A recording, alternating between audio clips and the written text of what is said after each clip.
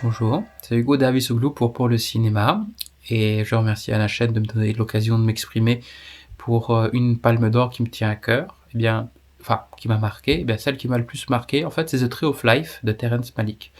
D'abord parce que le film est magnifique, tout simplement. En fait, il filme des bébés, des êtres humains comme au même niveau que des galaxies.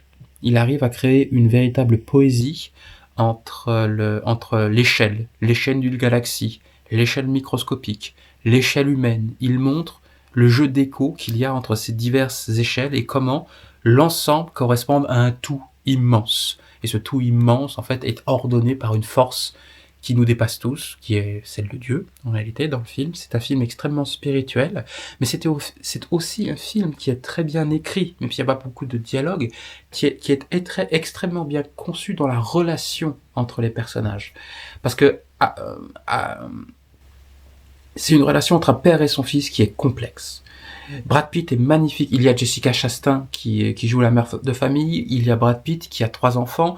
L'un de ses enfants, en fait, on est du point de vue d'un adulte qui se remémore son enfance suite à la mort d'un de ses 2 frères. Et tout le film est un immense flashback. Et on voit la relation qui se dégrade entre ce père de famille qui a soif de réussite, qui correspond à une certaine Amérique d'ailleurs, et cet enfant qui se prend de plein fouet cette ambition du père, pas tant démesurée que maladive, presque maladive. En fait, il dépeint une certaine Amérique, Terrence Malick. Et ce qui est très intéressant, c'est que, alors pour moi, une des raisons pour laquelle ça m'a particulièrement touché, c'est qu'à cette époque, en 2010, quand est sorti le film, moi-même, j'avais une relation complexe avec mon père. C'était la dernière année où on allait vivre ensemble, parce qu'il allait mourir en 2011, le 1er novembre 2011, à 47 ans. Et toute l'année, ça avait été très compliqué. On passait notre temps à nous enguirlander, à s'engueuler. Et quand j'ai vu ce film, qui était un film quand même très pointu, esthétiquement, qui est très moderne, il y a une pause dans le récit où on voit carrément la formation de l'univers. C'est c'est pas la première fois qu'on voit ça dans le cinéma, ce genre de pause dans le récit qui correspond d'abord plutôt bien au cinéma de Terrence Malick. Mais c'était, je pense, une des premières fois qu'on s'intéressait à nouveau à ce point à l'espace, à l'univers de cette manière depuis fort longtemps au cinéma. Et donc le film est extrêmement moderne, moderniste, il est constitué de multiples fragments. Donc pour quelqu'un comme moi qui ne vient pas d'un milieu qui vit de la culture, mon père de son vivant était un directeur logistique, ma mère est une infirmière, elle va toujours bien.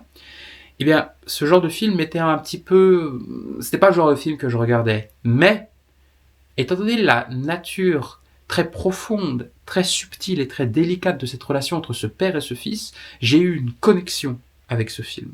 Ajoutez à ça que je m'étais mis à lire les cahiers du cinéma qui m'avaient en partie expliqué, même si je ne comprenais pas à l'époque une phrase sur 3 des cahiers du cinéma, j'avais compris une partie des choses qu'il y avait à identifier, à aimer, à regarder auprès de ce film. Donc j'ai su le regarder en partie grâce à eux, mais surtout grâce à cette manière dont il avait de décrire cette relation entre ce père et ce fils qui m'a percuté, et en fait j'ai été en phase avec ce film, et du coup j'ai pu l'apprécier. C'est un des premiers films qui était artistiquement très poussé, qui était artistiquement au-dessus du lot de ce que je regardais habituellement, qui était vraiment qui appartient à l'art cinématographique, que j'ai vraiment aimé de tout mon cœur, qui m'a touché et qui m'a donné la sensation que oui, je pense que vraiment il y a quelque chose pour moi dans le cinéma, que le cinéma c'est ma voix.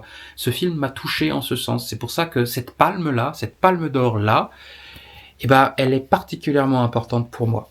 Enfin, elle est importante pour moi, elle est importante pour le cinéma parce que c'est un très grand film de cinéma, c'est un très grand film dans la carrière de Terrence Malick. Mais c'est aussi une palme d'or pour laquelle j'ai un intérêt très intime, qui me rappelle une époque qui, bien qu'elle ait été difficile, qui aujourd'hui correspond à un moment charnière de ma vie. C'est pour ça que j'aime ce film, que je vous invite à voir cette palme d'or.